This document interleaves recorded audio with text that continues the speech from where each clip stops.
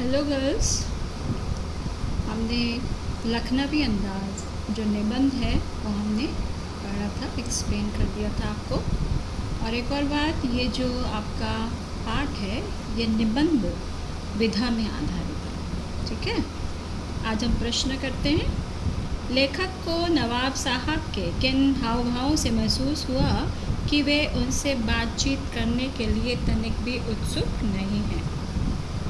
जैसे कि आपने पाठ में पढ़ा कि नवाब साहब जब सेकंड क्लास के डिब्बे में बैठे थे तो अचानक कौन घुस गया था उसमें, लेखक पहुंचे थे, तो उन्हें असंतोष का भाव हुआ। उन्हें एकांतवास में बाधा का अनुभव होने लगा। वे अपने अनमने से होकर खिड़की से बाहर देखते रहे और लेखक ने ना देखने का नाटकीय प्रदर्शन किया। नवाब साहब के इन हाव भाव को देखकर लेखक ने अनुमान लगाया था कि वे उनसे बातचीत करने के लिए तनिक भी उत्सुक नहीं है, ठीक है। दूसरा प्रश्न, नवाब साहब ने बहुत ही यत्न से खीरा काटा, नमक मिर्च बुरका, अंततः सूंघ कर ही खिड़की से बाहर फेंक दिया। उन्होंने ऐसा क्यों किया होगा? उनका ऐसा करना उनके कैसे स्वभाव को इंगित करता है। इंगित कहते हैं इशारा, कैसे स्वभाव की ओर इशारा करता है। नवाब साहब अपनी किसके लिए जाने जाते हैं? अपनी शान और शौकत के लिए जाने जाते हैं। वे अपनी हरकतों से ठाट बाट का प्रदर्शन करने लगे थे। लेखक को देखकर अपनी स्वभाव के अनुसार उन्होंने खीरे को छीला, नमक मिर्च लगाया, सूंघ कर बाहर फेंक दिया। यह उनके नवाबी स्वभाव को बताता है और उनके द्वारा उन्हें सूंघना ही पर्याप्त है।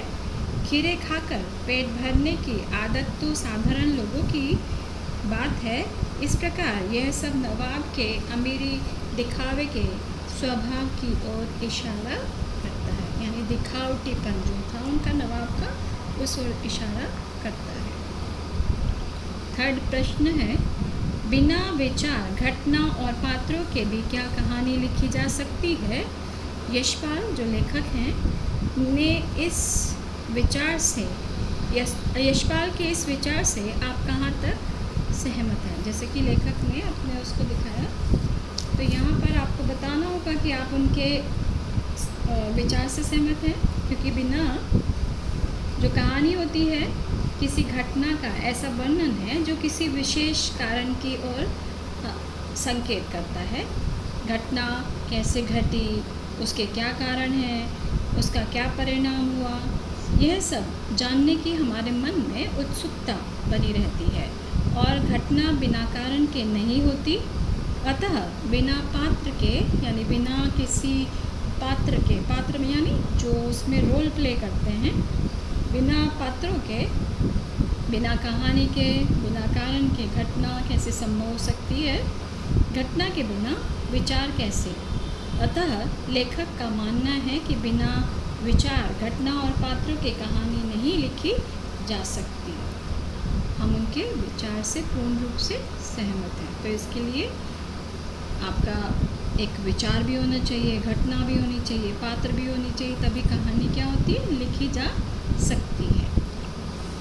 आप इस निबंध को और क्या नाम देना चाहते हैं? जैसे कि लखनवी अंदाज है, तो इसी के साथ आप इस निबंध को क्या क्या नाम आप देंगे? सोच के बताओ, थोड़ा आप सोचो आप अपना।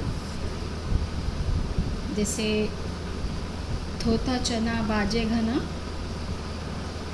नवाबी दिखावा, या नवाबी ठाट बाट। तो इस तरह से आप इनको शीर्षक दे सकते हैं लखनवी अंदाज के अलावा भी।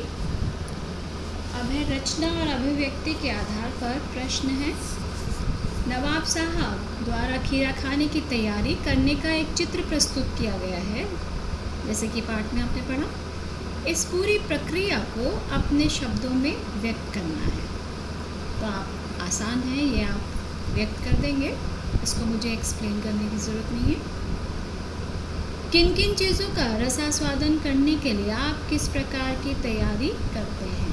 जैसे अपने खाने को और ज़्यादा स्वादिष्ट बनाने के लिए, जैसे आप सलाद काटते हैं या आप फ्रूट चाट बनाते हैं, तो उनको कैसे आप तैयार करते हैं? काटते हैं, नींबू, नमक, मसाला डालते हैं, तो जिससे वो और ज़्यादा स्वादिष्ट हो जाती है और खाने में और ज़्यादा आपका स्वाद बढ़ जाता है।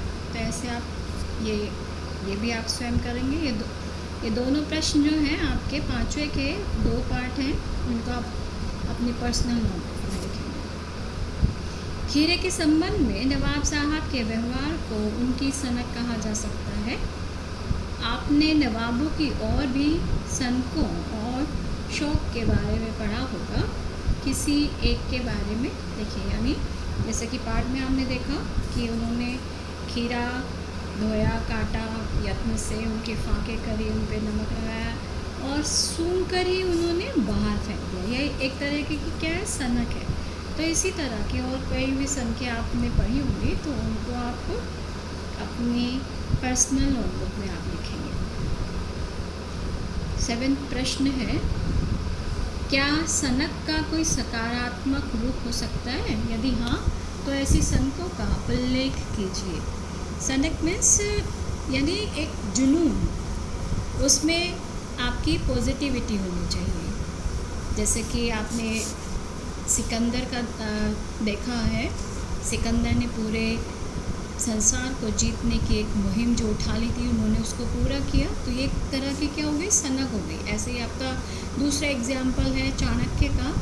जो चाणक्य हुए हैं, उन्होंने नंद जो राजा थे उनको, क्योंकि वो मतलब अपने राज्य का ध्यान नहीं रख रहे थे, सिर्फ भोग विलासिता में लगे हुए थे, तो उन्होंने एक साधारण बच्चे में राजा के गुणों को देखकर उसको एक राजा बनाया, तो वो एक उनकी सनक ही रही है। तो इस तरह से इस तरह की जो मैंने आपको दोनों सनक बताई है, वो क्या थी, सकारात्मक, यानी उनका एक पॉजिटिव दृष्टिकोण हमें देखने को मिलता है।